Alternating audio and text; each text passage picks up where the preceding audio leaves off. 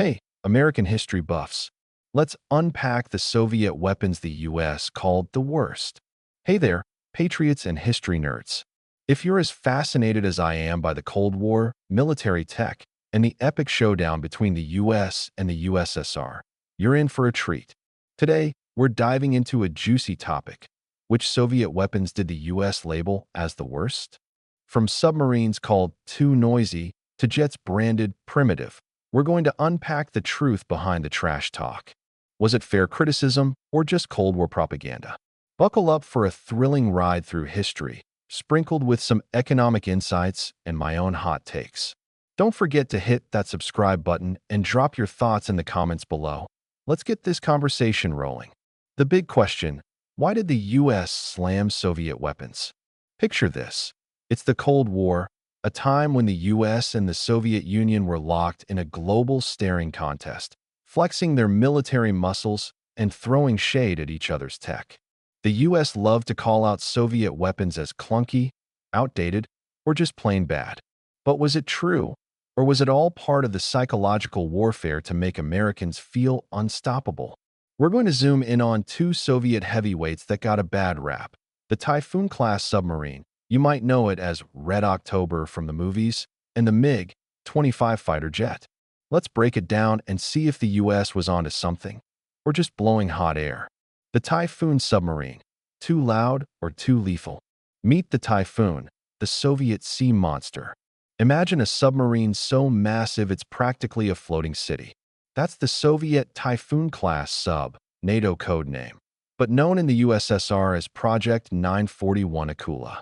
Built in the 1970s and 1980s, these beasts were the largest subs ever made, earning a spot in the Guinness Book of World Records.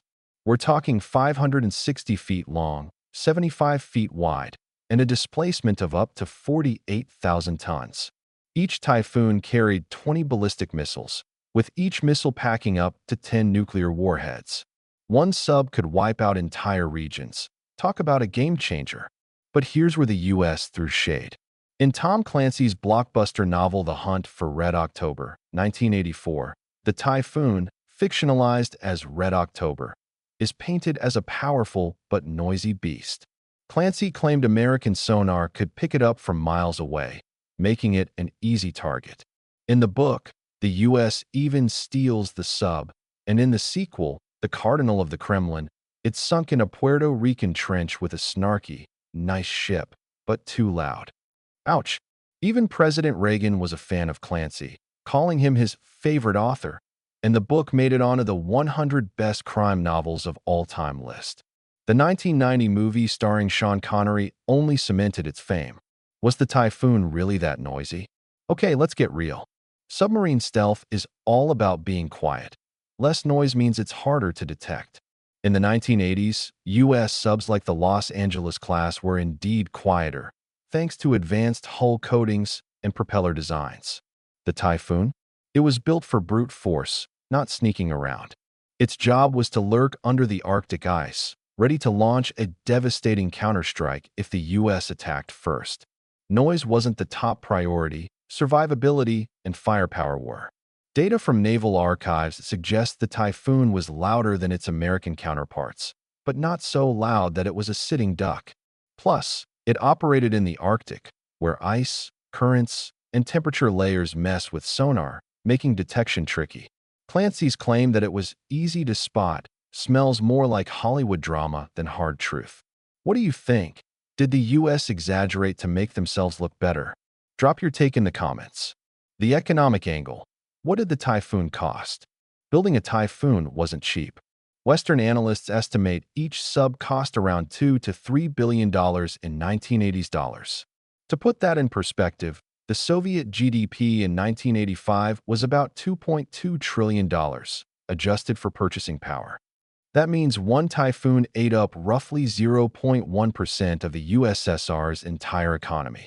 With 6 built, that's a massive investment. Some Soviet generals grumbled that smaller, cheaper subs would have been smarter, but the Kremlin saw the Typhoon as a symbol of power, a "don't mess with us" statement to the world. The US wasn't exactly frugal either. Their Ohio-class subs, which carried similar missiles, cost about $1.5 billion each. Both nations were pouring cash into the arms race, but the USSR's economy was under more strain, which we'll dive into later. For now, let's just say the Typhoon was a financial flex that scared the pants off NATO, even if they called it noisy. My take: was the Typhoon a flop? Calling the Typhoon a failure is like saying a T-Rex was a bad predator because it couldn't climb trees. Sure, it wasn't the stealthiest, but it wasn't meant to be. Its sheer firepower made the US think twice about any funny business. I suspect Clancy's books were less about facts and more about boosting American pride during the Cold War. They made for great stories, but they leaned hard into propaganda. The Typhoon was a beast, and the US knew it. What's your verdict? Hit the comments and let me know. The MiG-25, primitive or a hidden gem? What's the deal with the MiG-25? Now let's talk about the MiG-25, a Soviet jet that had the US sweating bullets in the 1960s. Nicknamed the Foxbat by NATO, this supersonic fighter interceptor could hit Mach 3, about 2,200 miles per hour, and climb to 80,000 feet. Its mission? Take down high-flying U.S. bombers like the B-70 Valkyrie or spy planes like the State Route 71 Blackbird. Made of stainless steel to handle the heat of extreme speeds, the MiG-25 was a marvel of engineering, with a radar that could spot targets 60 miles away. But the U.S. had some choice words. After an infamous incident in 1976, they called the MiG-25 primitive and useless in dogfights. A 2016 article on We Are the Mighty claimed its tech was outdated, citing vacuum tubes instead of transistors. They pointed to the 1991 Gulf War, where two MiG-25s were shot down by F-15s and a third by an F-16. But they conveniently left out that a MiG-25 took out a U.S. Predator drone in 2002. Pretty good for a primitive jet. The Belenko Betrayal, a real-life spy thriller. Here's where things get wild. In 1976, Soviet pilot Viktor Belenko defected, flying a MiG-25 to Japan and handing it over to U.S. and Japanese engineers.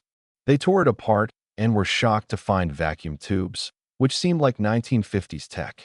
The We Are the Mighty article said the engineers breathed a sigh of relief at how basic the jet was. But was it really? Here's the kicker. Those vacuum tubes were a deliberate choice.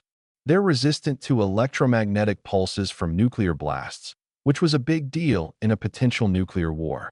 Plus, the MiG-25 wasn't built for dogfights. It was a high-speed interceptor meant to chase down bombers, not tangle with F-15s.